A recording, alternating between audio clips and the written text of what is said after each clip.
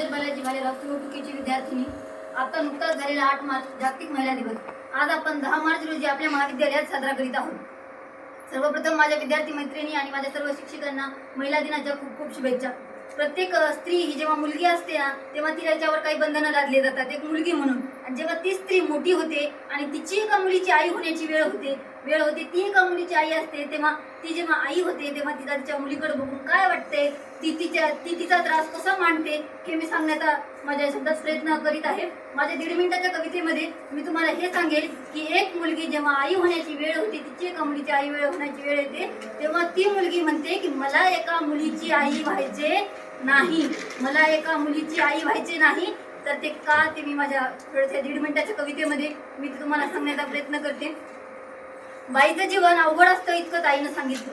बाईचं जीवन अवघड असतं इतकंच आईनं सांगितलं. ऐकून मीही आई झाले कधीच काही नाही ना मागितलं. ऐकून मीही आई झाले कधीच काही नाही ना मागितलं. ज्या वाटा आई गेली मी त्याची पायीक झाले. धर्म संस्कृती इज्जत सारे माझ्या पदरी आले. धर्म संस्कृती इज्जत सारे माझ्या पदरी आले. बाबा म्हणायचे लेख घराची अस्मत असते, बाबा नेहमी सांगायचे. लेख घराची अस्मत असते, बाबा नेहमी सांगायचे. मी मुक्याने मान डोलवी कधीच काही नाही ना मागायचे. टीव्ही वरती काय बघू घरात शाळेत कसे वागू. टीव्ही वरती काय बघू घरात शाळेत कसे वागू. मोठ्याने तू हसू नको पुरुषासारखी बसू नको. खेळ भातुकलीचा सावित्री आणि सीता हो, त्यांच्यासारखंच जगायचं. मी हसून हो म्हणाली कधीच काही नाही ना मागायचं. माझी दुनिया माझे घर मी काय शोधायचे. माझी दुनिया माझे घर मी काय शोधायचे. रस्त्यावरती हुल्लड घालता मुलं रोज बघायचे. रोम तुटताना सूर्य कोटाळू वाटायचा. मुदोळ वारा कधी उरी झिम्मा घालत दाटायचा. रोम तुटताना सूर्य देखील कवटाळू वाटायचा. माझं मी पण मला बोचतं मी कधीच सांगितलं नाही. माझा धरा माझा पाऊस मी कधीच मागितला नाही. बाबा घरी नसताना मी त्यांची पॅन्ट घालायची. आई फार हसायची बाबा म्हणूनच बोलायची. वेळ प्रसंगी पुरुषासारखी उभी असतेच ना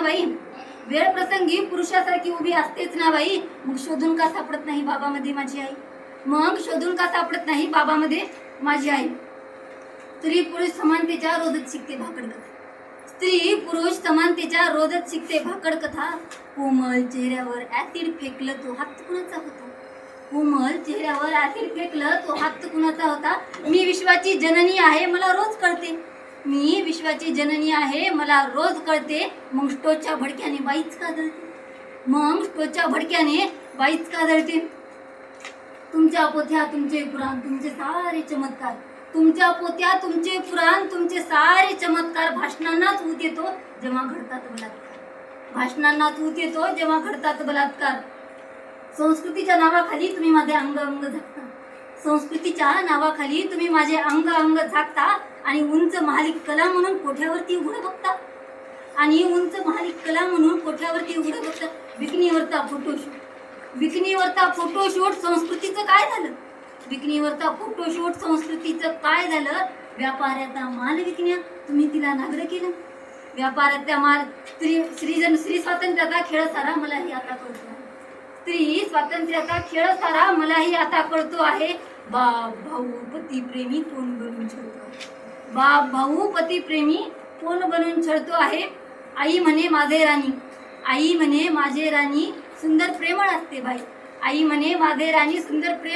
बाई. तिच्या आवडी वात्सल्य सृष्टीची ती उत्तरदायी. मी म्हणाले माझे आई तू जरी झालीस बाई तरी मला आई व्हायचे नाही. माझ्या कुशीत अंगार खेळतो मला आई व्हायचे नाही. माझ्यामध्येही आहे भूक प्रकृतीचा तो चमत्कार. लाजरा बुजरा शोधून करू मी बलात्कार.